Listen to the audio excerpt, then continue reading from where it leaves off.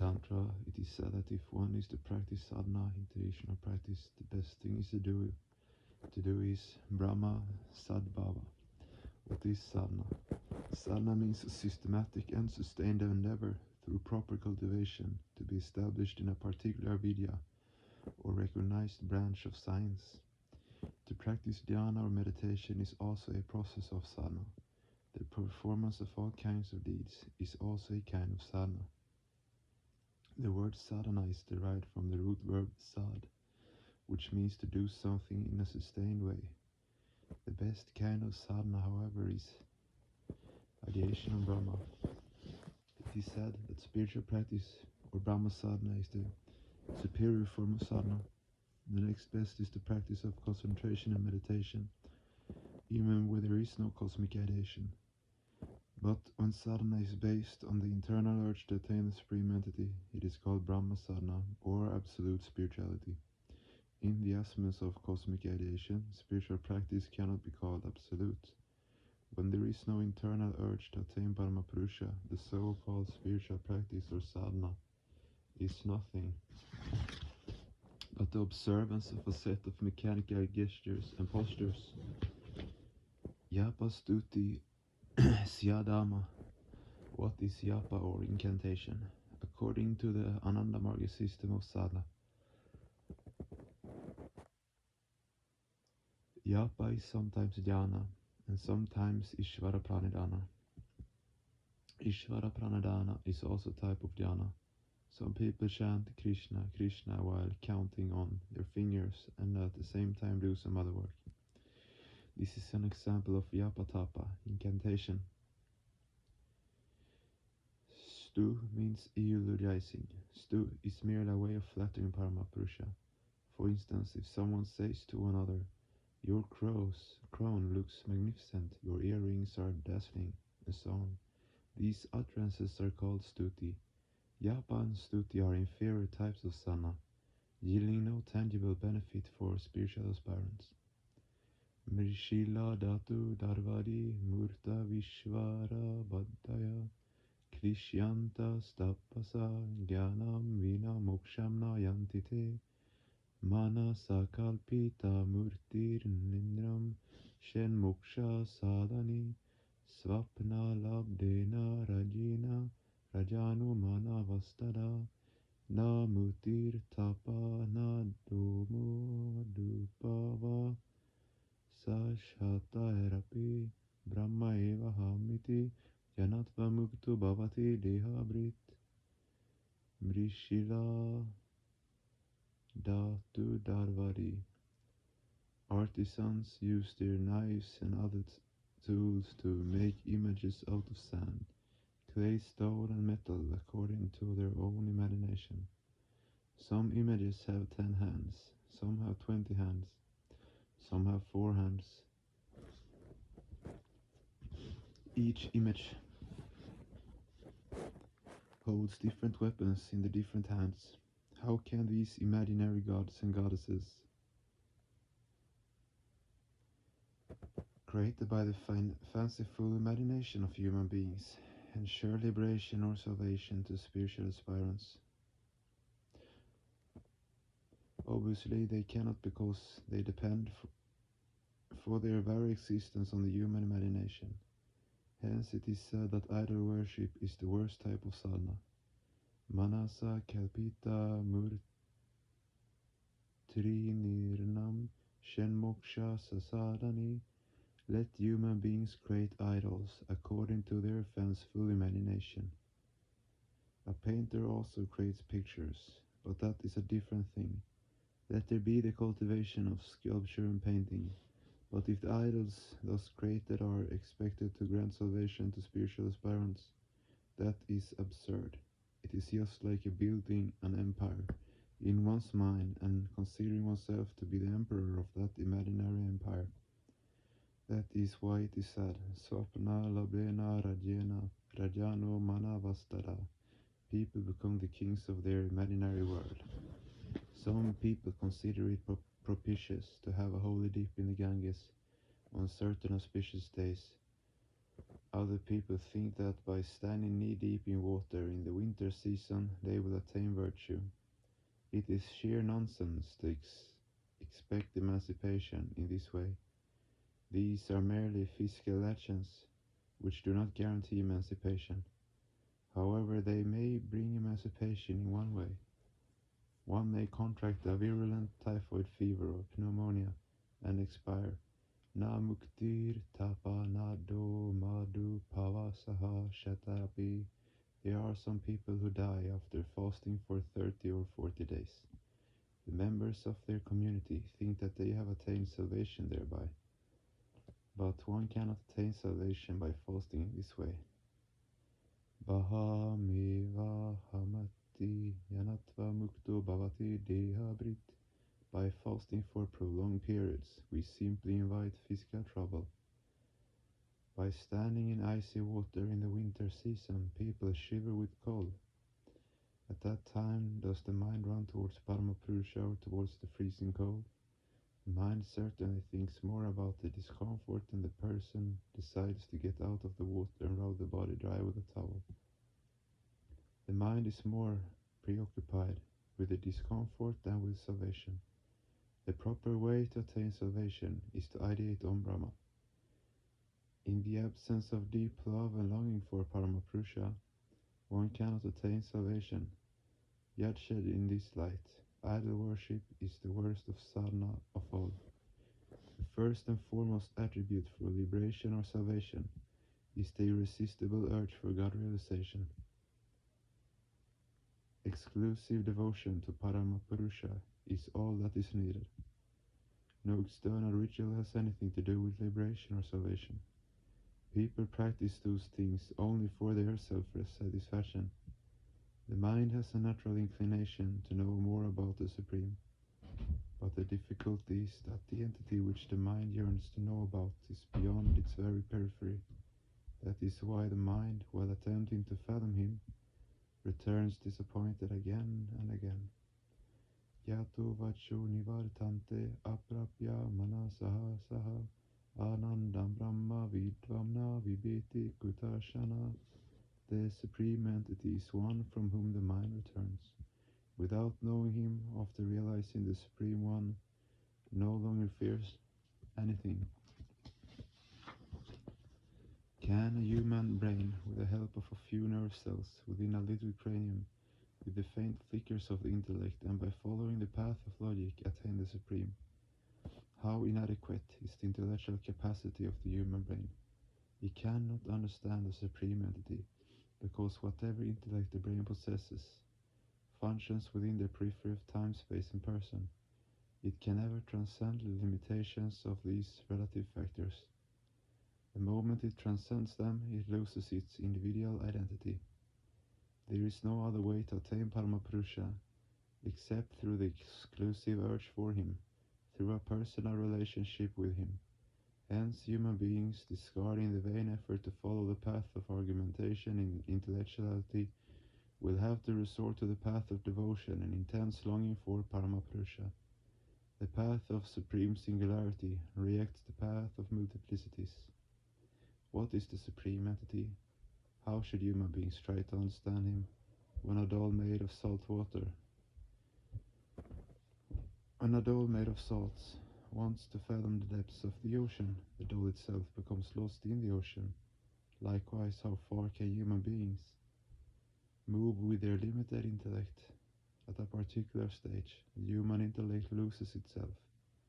The mind loses its identity. It stops functioning. The intellect can at most go to that particular point and try to depict objects in its own limited way. Satyameva yayate nanritam satyena pantavitato devayanaha yena kramantra trisaya yapta kama yatra tat satyasya param niranam. The first requirement is that a spiritual aspirant must take shelter in Satyam, the supreme veracity. Success never comes through hypocrisy or exhibitionism. Rather, it comes by moving in a simple and straightforward manner. One of the inherent characteristics of Paramapurusha is that he is ensconced in supreme veracity. The supreme entity lies covered in all objects. He is hidden in each and every object of this universe. One will have to attain him by practicing Satya and developing an exclusive longing for him. Do you know how he lies covered in each and every entity? Tilishu Tailam Dariniva Sarpirapa Srota Svarinisu Shagni Ivamatmatmani Grihaetoso Satyenanam Tapasa Yonupashati. Oil lies hidden in sesame seeds. If you look at the seeds, you cannot see the oil. The oil can only be extracted if the seeds are pressed in an oil pressing machine.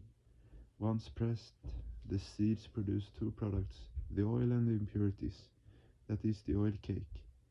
In the same way, the Supreme Entity lies covered in your existential life feeling.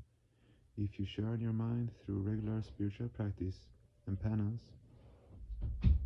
you will find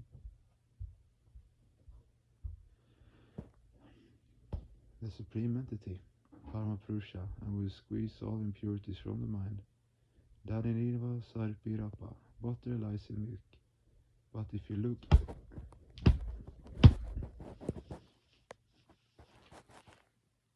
milk, you cannot see the butter. To find the butter, you have to churn the milk. After churning, you will see two things, butter and the impurities. Similarly, when the mind is churned, one discovers Paramapurusha on the one hand and the mind's impurities on the other hand. Regarding the philosopher, devotees often say, Bhatitva Shatvara Viran Sarva Shari Sharani Shavahi Sarantu Yogibi Pitam Takram Pibanti Panditaha. There are so many scriptures, such as the Veda and Vedanta. Some you have seen, others you have heard about. There are even some scriptures which are completely unknown to you. Devotees use a humorous analogy to describe the scriptures. They say that the scriptures are like an unfathomable ocean of milk, which turns into butter, and when it is churned, as soon as the butter is produced from the ocean, the devotees consume it with relish. What do the philosophers do? They start conducting research on the consequential portion, the whey. They study the effect of whey on the human body, the liver, the kidney, and so on. They try to ascertain whether it should be eaten on a particular day. After 10 days of research, they finally declare that whey is edible, but unfortunately by that time it has turned sour and become covered with fungus. Apa Srotasu. In winter and spring, rivers seem to be full of sand. It appears as if they are completely dry, but this is not true. Remove the sands and you will discover clear, sweet, flowing water, highly filtered water. Similarly, you may think that your mind is a vast stretch of sand, an empty desert. You may think that since your mind is empty, you are worthless. Chap, but this is not true. Remove the sands from your mind and you will discover a spring of cool water below. Araneshu Arani means firewood, fuel. Fire lies hidden in firewood. To produce fire, you have to rub two pieces of wood together to create friction. Similarly, the supreme cognitive faculty lies covered in you. If you create friction in your mind by adhering to truth and performing penance, the fire of meditation will ignite within. This will make it easier for you to realize the dormant cognitive faculty. Paramapurusha, or the Supreme Entity, can only be realized through truth and penance. And when one has a one-pointed desire to realize him, there is no other way. Without exclusive devotion to Paramapurusha, nothing can be attained. Mere philosophical knowledge will not help one to attain him. A person may become a doctorate in 20 subjects, but that will not help him attain the Supreme. To attain him, one must cultivate one-pointed devotion for him. Hence, the most pedantic scholar may fail completely in attaining the Supreme Entity, whereas the most illiterate person may succeed. Paramapurusha is not bothered about who is a great scholar or who is illiterate. He only considers the degree of one's mental elevation. Thus, the only way to attain Paramapurusha is to develop an exclusive devotion for him by embracing a life of truth and regular penance. Those who try to know the Supreme Entity with their intellect may at best gain a superficial knowledge of him. Superficial because the mind can never reach him. If the mind cannot reach him, how can the human intellect explain what he is? This reminds me of an old story. Many years ago, there was a great Buddhist scholar named Kana who lived in Bangladesh. Regarding the Supreme Entity, he observed, Yo manu guarala yala agama poti ishtamala. Any object of knowledge which enters the mind can just as easily leave the mind. The mind can only entertain objects that come within the scope of time, space, and person. Such objects will come, stay for some time, then depart. They cannot remain forever. Knowledge or philosophical texts, agami poti, can be compared to a pile of bricks, rows of bricks stacked one upon the other. This is the value of a philosophical text, not a pie more. The human intellect cannot say anything final about the Supreme Entity, because human beings cannot perceive him through the vibrations of body, mind, and speech. Ale guru esai shish vak patatita kahiba kish. The guru tries to say something about the Supreme Entity, but cannot, because the moment he tries to explain the Supreme, he comes within the scope of verbal expression. The disciple has the capacity to hear a discourse about the Supreme Entity, yet cannot, because the discourse comes within the temporal factor. Yateni bolite tabital guru bobse shishakal. That's why I say that the Absolute cannot come within the scope of relativity. Under the circumstances, the preceptor becomes dumb and the disciple becomes deaf. Banai kanu janaran bi kaisha kalen bob sambuya yesha. Kana says that in spite of that we must not give up. We have to make others understand, but how? We have to communicate in the same way as deaf and dumb people try to communicate with each other. Eko deva sarva bhuteshu gudaha sarva vyapi sarva bhutantaratma karma yaksha sarva bhutadi vaishaha sakshishita kevalo nirgunasha. Shveta Shvataro Panishad. Paramapurusha cannot do two things. He cannot create another Paramapurusha like him. He is always one without a partner. He is one and he will remain one forever. Deva is always one. Here Deva means the expression of the supreme occult power. This expression is the whole hub of the cosmological order. All other expressions of the divine power have emanated from the Supreme Entity. Paramashiva.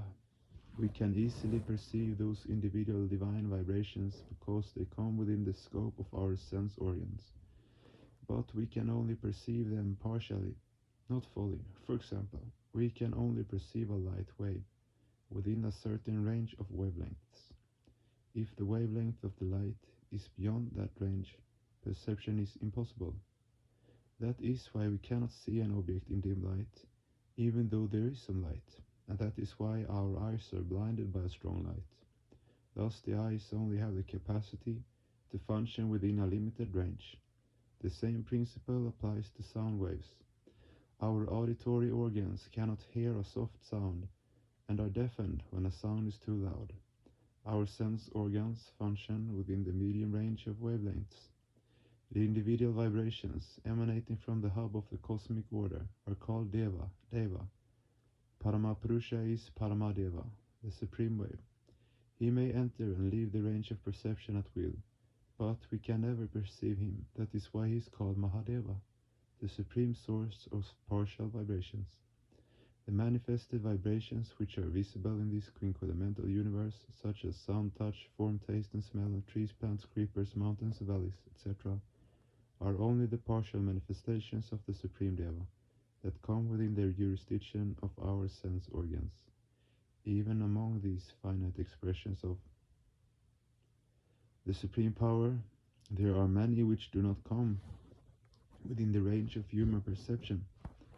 So human beings are only concerned with those particular expressions that come within the arena of their psychic and physical justification. These individual divine emanations have their corresponding vibration, form and color. Some have their respective light waves and sound waves, which human beings can only perceive partially. Animals have varying capacities to perceive light waves. Owls, for example, cannot see objects in the daytime when human beings can see them, but they can perceive objects in a very dim light, which human beings are unable to do. Moles can also perceive objects in low light. There are many other such examples. Alphabets were evolved on the basis of vibrational sound expression. Acoustic roots were also formed on the basis of various types of sound. Eko Deva, this Deva, that is Paramadeva or Paramashiva, is the supreme source of all partial physical, psychic and spiritual emanations. He is the nucleus of the entire cosmos. Therefore he is described as Eko Deva, the one Deva. The question arises, when the mind cannot reach him, how can we justify using a numeral, which is a finite term, to describe him? Numerals such as 1, 2, 3, 4, 5, etc. are merely psychic concepts. So, how can a numeral be used when the mind is unable to comprehend him? Eka, or one, is a numeral. Similarly, aneka, many, is also a numeral. Now, the reason why he can be described as Eka, or one, is that it is only when the mind becomes pinnacle, or one-pointed, that a person can become one with him. Human beings must possess maximum devotion, bhakti, and veneration, shraddha, for him. They must do intense spiritual practice to realize him, but human beings will never know his original stance, cent percent, because the apparatus with which they can know him, the mind, gets dissolved in him. So how can that mind know him? How can it fathom his depths? I have already given the analogy of the salttoll, which went to fathom the depths of the ocean. Before it could reach the bottom of the ocean, it dissolved. Just as an ocean remains unfathomable to a salttoll, so the Supreme Entity remains inexplicable to the human mind. That is why the devotees exclaim, Tava tattvam na yanami kidrishosi maheshvara yadrishosi mahadeva tadrishaya nama namyaham. O Supreme Lord, the center of all points, it is not possible for me to understand you fully, because the mind gets lost, becomes non-existent after reaching you. Yet I love you. I wish to attain you with all the urges and longings of the mind, because you are my everything. I do not know what you look like, I cannot describe you, but you must be like something. My question is, who am I to say what you look like? I salute you in whatever form you may be. Isha Deva Sarva Bhuteshu Gura. Does the Supreme Entity reside in any world far above the seventh Lokya? He has created this world of living beings, full of joys and sorrows, hopes and aspirations. Can he sit contented in a special abode, Vaikuntha, and leave these living beings alone? If he refuses to be the god of this earthly paradise, then how can we possibly attain him far above the seventh Lokya? Moreover, what would be gained by attaining such a god? Even if we knew theoretically that he is ours, it will not satisfy our urges and longings. This idea was well echoed by a mystic poet. Mornam e bale kyatta hoch, ami tumadere lok er shaye beshi kichunai, e hok mor shesh parichai. Let my name be famous as being one of your names. Nothing more than this, let it be the last identity of mine.